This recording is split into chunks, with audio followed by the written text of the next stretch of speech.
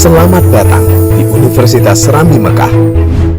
Menjadi universitas yang unggul, inovatif, dan berintegritas dalam bidang tridharma perguruan tinggi di tingkat nasional dan internasional.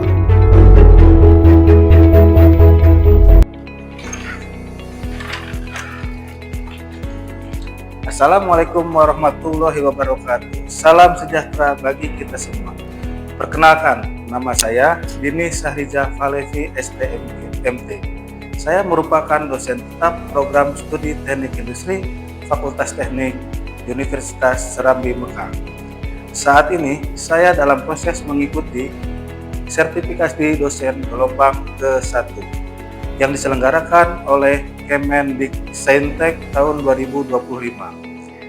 Saya akan melakukan penyusunan dokumen pernyataan diri dosen dalam unjuk kerja Tridharma Perguruan Tinggi atau disingkat dengan PDD-UKT-PT.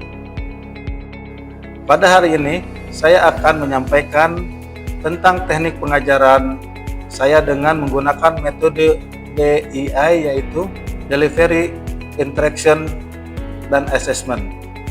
Pada kesempatan ini saya akan menjelaskan salah satu mata kuliah wajib dalam pengajaran yang berbobot 2 SKS, yaitu mata kuliah Ergonomi dan Perencanaan Kerja 1 dengan kode mata kuliah 503 yang dipelajari di semester ganjil.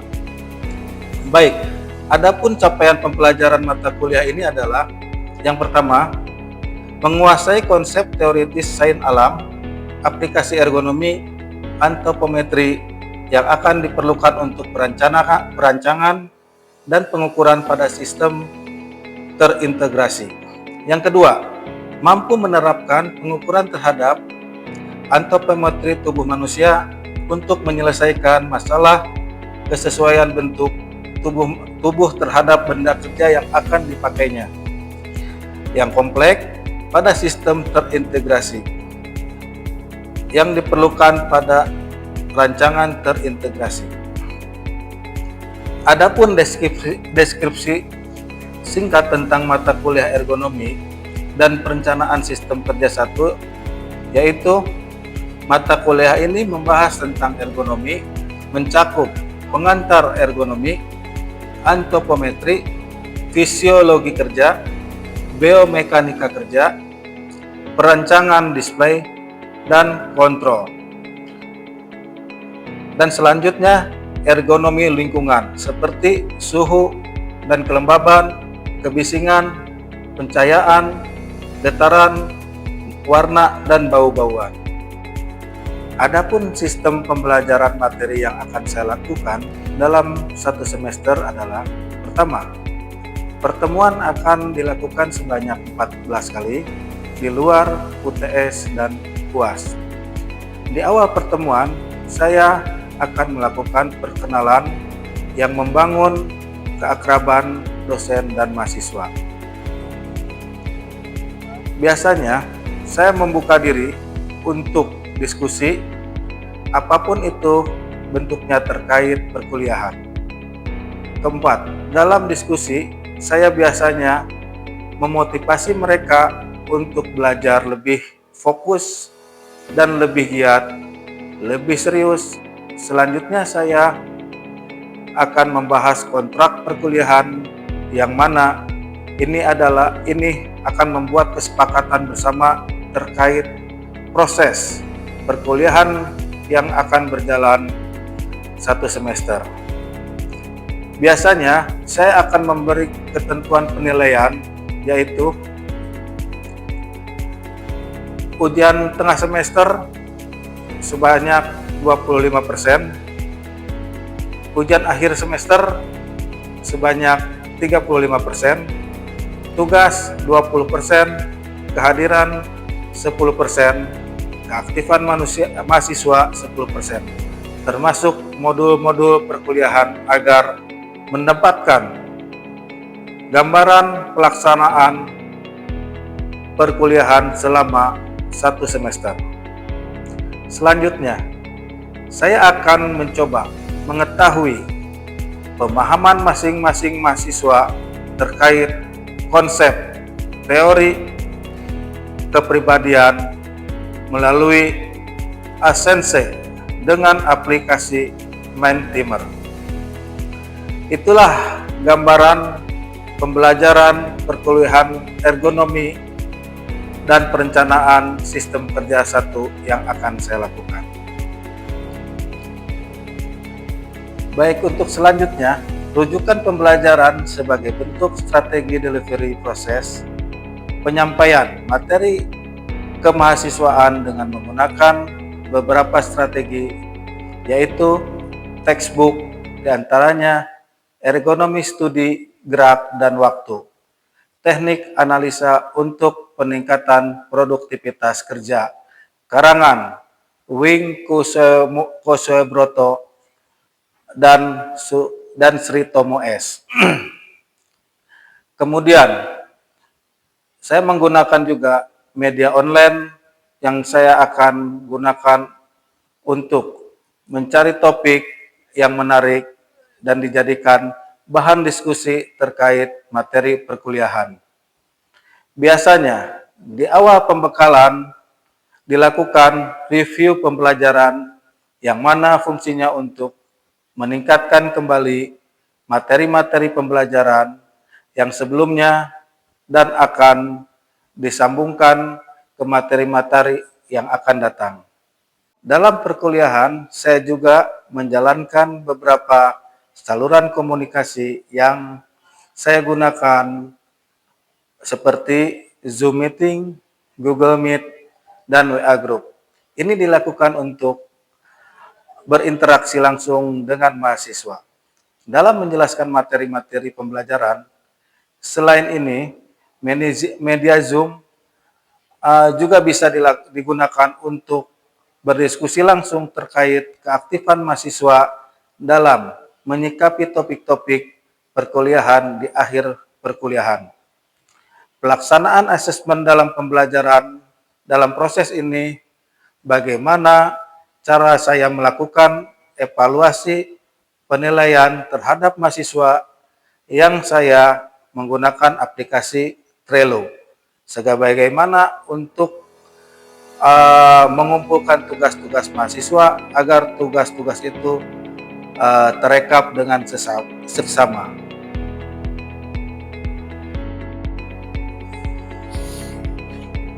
Baik, untuk selanjutnya saya akan menampilkan proses pengajaran pertemuan pertama, yaitu pengenalan ergonomi yang akan saya lakukan. Akhir kata, izinkan saya berpantun. Badan kekar, umurnya tua. Bawa pedang, bukanlah petani. Apa kabar hadirin semua? Selamat menyaksikan video ini. Terima kasih. Baik, Assalamualaikum warahmatullahi wabarakatuh. Waalaikumsalam warahmatullahi wabarakatuh. Selamat pagi adik-adik sekalian. Hari ini hari pertama kita masuk mata kuliah ergonomi. Mungkin hari ini pun kita pertama ketemu. Jadi adik-adik, sebelum kita mulai, alangkah baiknya mari kita berdoa menurut kepercayaan masing-masing. Berdoa dimulai.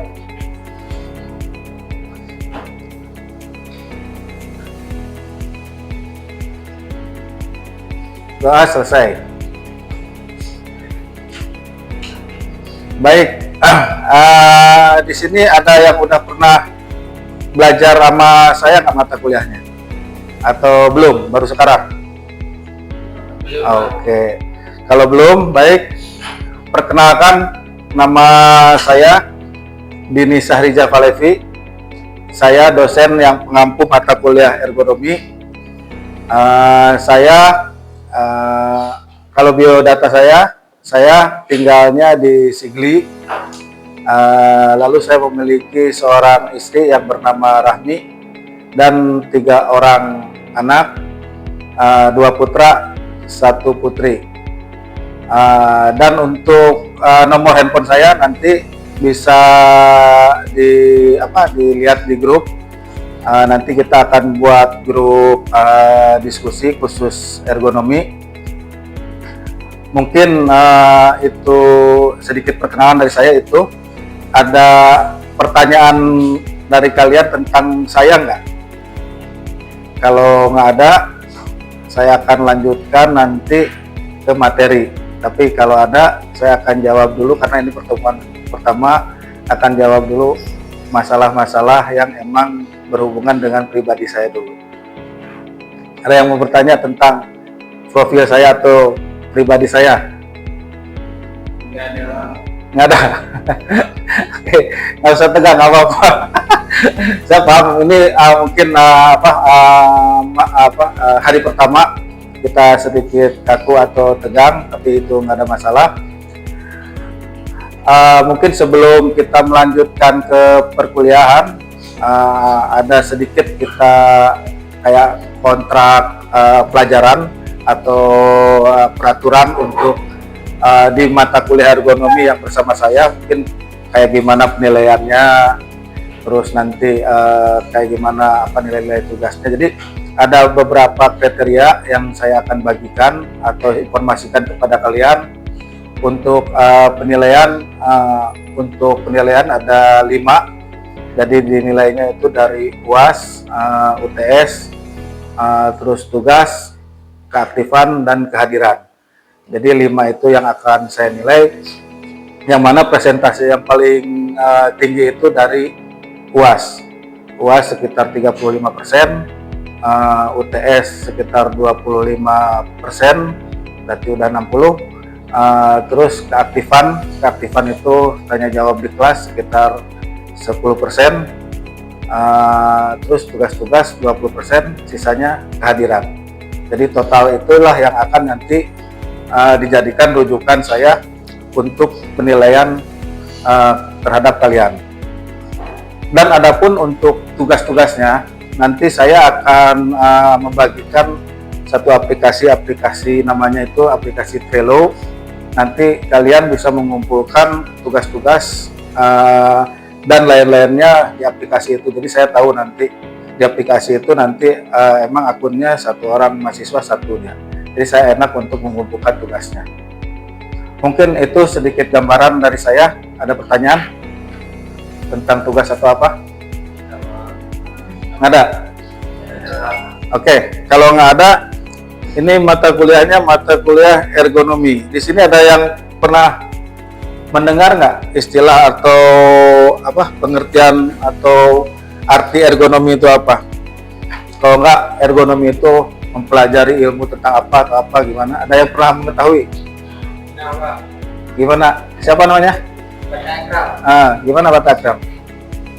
Menurut yang pernah saya dengar, Pak, ergonomi adalah ilmu yang mempelajari tentang kenyamanan atau ilmu yang mempelajari antropometri tubuh manusia, Pak. Oke, itu udah bagus. Di antaranya emang ergonomi itu dipelajari untuk pekerjaan manusia itu agar lebih nyaman. Dan salah satu mata kuliahnya itu salah satu sub mata kuliahnya itu pelajarannya itu yaitu tentang antropometri. Yang lain ada? Nggak ada? Baik, kalau nggak ada, mungkin sedikit dari saya. Kalau ergonomi itu pengertiannya itu yaitu suatu kegiatan manusia yang mana kegiatannya itu berhubungan dengan pekerjaan, tapi pekerjaannya itu kalau dilakukan akan mendapatkan suatu kenyamanan, keamanan yang tentunya akan mengurangi risiko dalam pekerjaan. Nah, segala sesuatu pekerjaan yang emang nanti kita lakukan berdasarkan ilmu ergonomi, insya Allah pekerjaan itu akan menghasilkan dan outputnya itu lebih baik. Mungkin itu sedikit gambaran tentang ergonomi. Makanya di teknik industri kita emang memerlukan mata kuliah ini karena nanti diaplikasikannya kita di pekerjaan-pekerjaan kita yang mana misalnya kayak di pabrik atau di kantor atau di industri kesehatan dan yang lain-lainnya. Jadi sebetulnya ergonomi itu dalam kehidupan sehari-hari emang kita butuhkan selamanya. Dari mulai kita naik tangga, dari mulai kita. Baik, waktunya saya rasa tadi yang saya berikan udah 5 menit bahkan lebih sedikit, dan saya lihat pun kalian pun udah selesai. Untuk pertama mungkin saya mulai dari kelompok 1 untuk mempresentasikan tentang materi yang tadi saya udah kasihkan. Silakan Ferry ke depan. Dan definisi ergonomi. Untuk definisi ergonomi adalah ilmu yang mengajar interaksi antara manusia dengan elemen lain dalam sistem kerja serta profesi yang menerapkan teori, prinsip, data, dan metode untuk merancang sistem agar sesuai dengan kebutuhan, kemampuan, dan keterbatasan manusia. Untuk tujuan utama yaitu meningkatkan efisiensi kerja, meningkatkan keselamatan dan kenyamanan kerja, dan yang terakhir mengurangi risiko cedera atau kelelahan. Kemudian untuk sejarah ergonomi berasal dari bahasa Yunani yaitu ergon atau kerja, dan nomos yaitu aturan atau hukum. Untuk perkembangan sejarahnya, yang pertama pada abad ke-18 sampai 19 konsep dasar ergonomi mulai dikenal dalam konteks kerja fisik atau revolusi industri. Kemudian di tahun 1949 istilah ergonomi resmi digunakan oleh para peneliti di Inggris, dan pada era modern berkembang mencakup aspek fisik, kognitif, dan organisasi dalam lingkungan kerja dan kehidupan sehari-hari. Sekian dari saya. Terima kasih.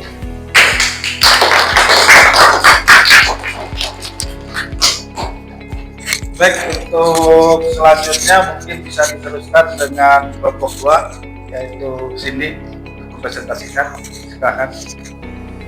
Baik, di sini saya akan menjelaskan tentang modern ergonomik dan manfaat ergonomik. Langsung saja yang pertama yaitu penjelasan tentang modern ergonomik.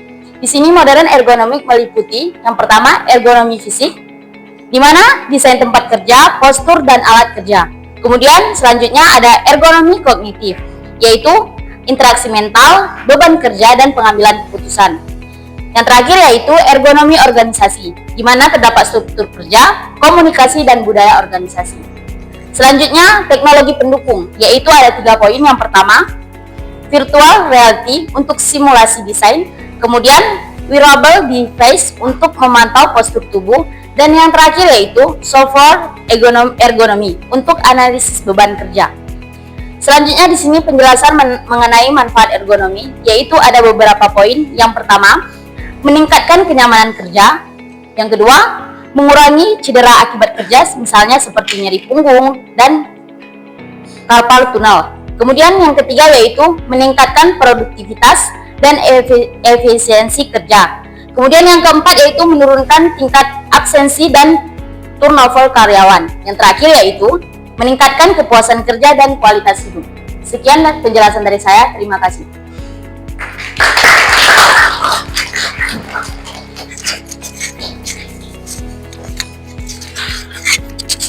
Baik, untuk selanjutnya presentasi sudah. Mari kita sekarang sesi tanya jawab antara kelompok 1 dan kelompok 2.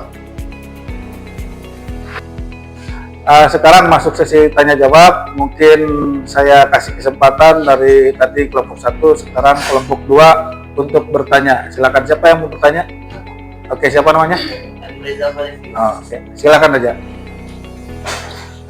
Saya Reza Falevi dari kelompok 2 ingin bertanya. Sebutkan contoh ergonomi dalam kehidupan sehari-hari. Oke, ini kelompok 1 segera menjawab. Siapa yang menjawab? Saya, Pak. Oke. Saya Fanda Asram dari kelompok 2 ingin menjawab pertanyaan dari Reza Falevi. Untuk contoh ekonomi dalam kehidupan sehari-hari yang singkat dan jelas. Contohnya saat duduk dengan posisi yang benar saat belajar atau bekerja. Contoh penerapan ergonominya adalah menggunakan kursi dan meja yang sesuai dengan tinggi badan, posisi punggung tegak, kaki menyentuh lantai, dan tangan sejajar dengan meja. Sekian jawaban dari saya. Assalamualaikum warahmatullahi wabarakatuh. Oke, itu jawabannya. Tadi contohnya, misalnya contoh udah dijawab sama kelompok 1. Sekarang saya akan teruskan sesi tanya jawab dulu, nanti baru setelah semuanya baru kita diskusi. Sekarang berarti tadi yang bertanyanya kelompok 2, sekarang yang bertanyanya dari kelompok 1 siapa? Siapa? Oke, Bawi, silakan. Saya dari kelompok 1 ingin bertanya ke kelompok 2. Coba sebutkan contoh ekonomi di lingkungan rumah sakit. Oke, kelompok 2 siapa kira-kira? Oke, coba Imam. Saya Imam Tekin akan menjawab pertanyaan dari kelompok 1, yaitu adalah ekonomi di rumah sakit. Jadi pekerja di rumah sakit sering berhadapan dengan tugas yang membutuhkan kekuatan fisik dan postur yang tidak biasa. Contoh ergonominya adalah tempat tidur pasien yang dapat dinaikkan atau diturunkan secara elektrik.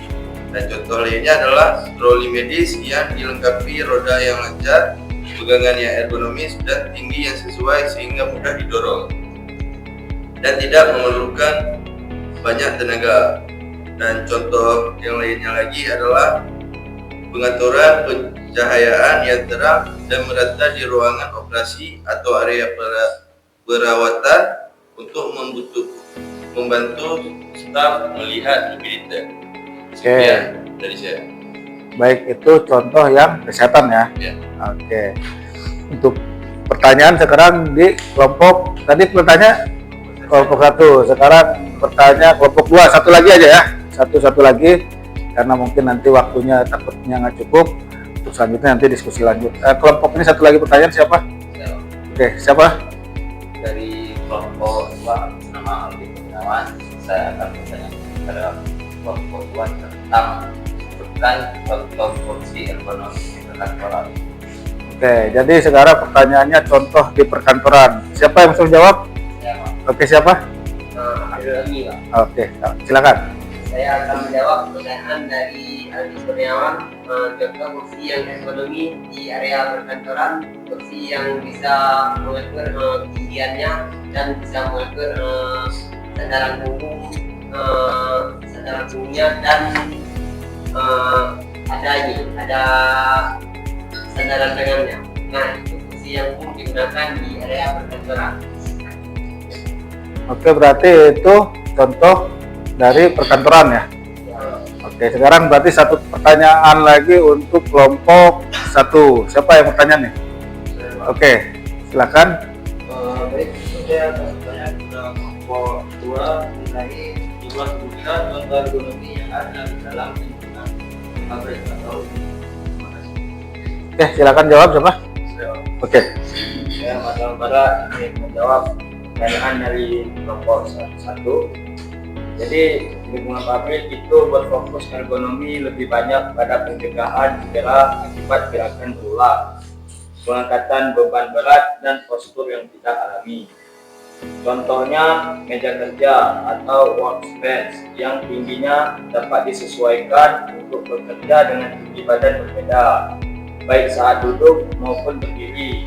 Ini memastikan operator tidak perlu membungkuk atau menjangkau.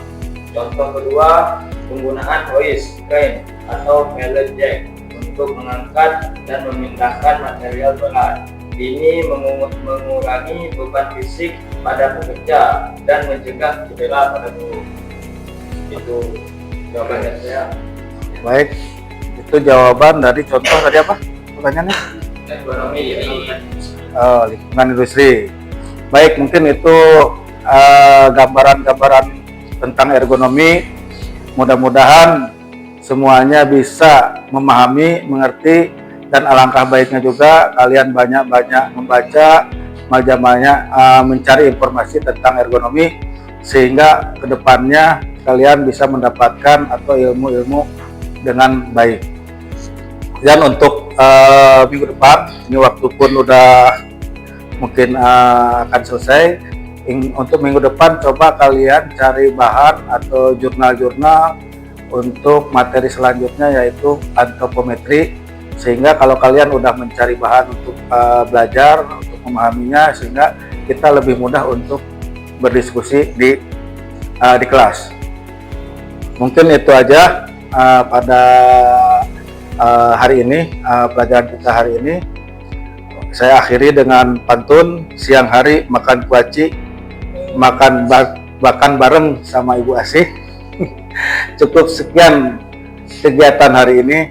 Saya ucapkan banyak terima kasih. Assalamualaikum warahmatullahi wabarakatuh. Waalaikumsalam warahmatullahi wabarakatuh.